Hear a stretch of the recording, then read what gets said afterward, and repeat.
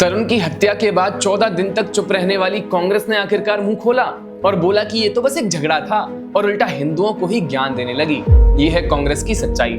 दिल्ली के उत्तम नगर में दलित हिंदू लड़के तरुण खटीक की ब्रूटल लिंचिंग को कई दिन हो चुके हैं, लेकिन इस पूरे मामले में कांग्रेस की तरफ से जो रिएक्शन आया वो खुद अपने आप में एक बड़ी कहानी बन गया। कांग्रेस के सीनियर लीडर और राहुल गांधी के सबसे करीब लोगों में से गिने जाने वाले पवन खेड़ा ने अपने एक्स पोस्ट पर एक वीडियो डालते हुए तरुण खटीक की हत्या को सिर्फ दो लोगों के बीच का झगड़ा बता दिया। उनके मुताबिक इस घटना में कोई कम्युनल एंगल नहीं है और तरुण सिर्फ एक पर्सनल फाइट में मारा गया। अभी कुछ दिन पहले होली थी। दिल्ली के उत्तम नगर में दो लोगों में झगड़ा हुआ। तरुण नाम के व्यक्ति की हत्या हो गई, मर गया। उसके बाद आरएसएस और बीजेपी ने इस पूरे वाकये को इतना उग्र कर दिया, इतना सांप्रदायिक कर दिया कि आज दिल्ली की सड़कों पर जुलूस निकालते हुए लोग दिखते हैं कि साहब खूनी ईद होगी। लेकिन यहीं से असली सवाल खड़ा हो जाता है, क्योंकि इसी वीडियो में पवन खेड़ा ने अचानक पूरा नैरेटिव बदल दिया और सीधे सीधे हिंदुओं पर सवाल खड़े करने शुरू कर दिए। उन्होंने कहा कि रामनवमी हो, हनुमान जयंती हो या कोई भी हिंदू फेस्टिवल, हर बार वायलेंस हिंदुओं की वजह से होती है। उन्होंने ये तक कह दिया कि Hindus are responsible for violence on Ramnavami and Hanuman Jayanti. Hanuman Jayanti हो तो साहब मस्जिद के बाहर नाचना है, बड़ा बड़ा डीजे बजा सताना है लोग। साथ ही उन्होंने ये भी पूछ लिया कि क्या लोग 2020 जैसे दंगे चाहते हैं। अब जरा आप इस कॉन्ट्राडिक्शन को समझने की कोशिश करिए।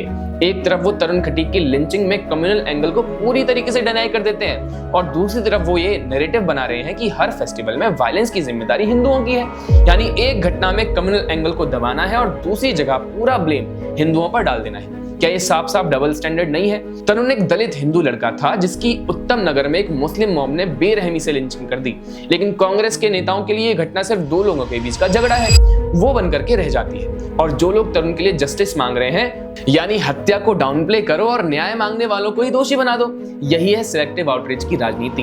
अब बात करते हैं 2020 के दिल्ली राइट्स की, जो पवन खेड़ा पूछ रहे हैं, क्योंकि पवन खेड़ा ने खुद इस घटना का जिक्र किया है। उन्होंने पूछा कि क्या लोग 2020 जैसे दंगे चाहते हैं? अच्छा, मूक दर्शक बनकर बैठी भाई, किस चीज का इंतजार कर रहे हो? 2020 जैसा माहौल चाहते हो, फिर से दंगे हो? लेकिन अब सवाल ये है कि 2020 के दंगे आखिर शुरू किसने किए थे? CAA NRC प्रोटेस्ट के नाम पर किसने सड़कों को बैटलफील्ड बना दिया था? किसने पुलिस पर पत्थर बरसाए थे और किसने हिंदू नेबरहुड्स को टारगेट किया था?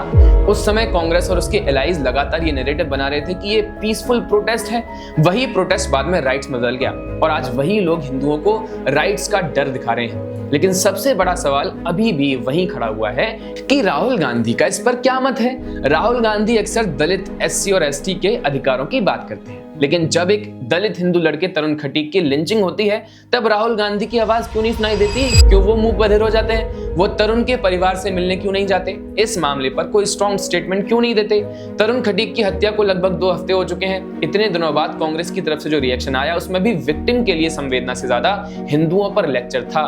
कांग्रेस के नेताओं पवन खेड़ा और सुप्रिया श्रीनेत ने साफ कह दिया है कि तरुण की किलिंग नॉन कम्युनल इंसिडेंट थी, लेकिन जो लोग उसके लिए जस्टिस मांग रहे हैं वो कम्युनल है। यही वो पैटर्न है जो बार बार दिखाई देता है। एक घटना को कन्वीनियंटली डाउन प्ले कर देना, दूसरी जगह कम्युनल नैरेटिव बनाना और ग्लोबल मुद्दों पर भी राजनीतिक पोजीशनिंग बदलते रहना। ये कंसिस्टेंसी नहीं है, ये पॉलिटिकल अपॉर्चुनिज्म है। इसलिए अब सीधा सवाल राहुल गांधी से पूछा जाना चाहिए कि क्या आप भी पवन खेड़ा की इस आइडियोलॉजी से सहमत हैं? क्या दलित की लिंचिंग पर भी वही हो गया तो हो गया वाला माइंडसेट रहेगा, या फिर कांग्रेस कभी जेन्युइनली दलित जस्टिस को एडवोकेट भी करेगी? आप हमें कमेंट्स में बताइए कि आपका इसमें क्या ख्याल है। वीडियो पसंद आए तो लाइक, शेयर, सब्सक्राइब करिए। नमस्कार।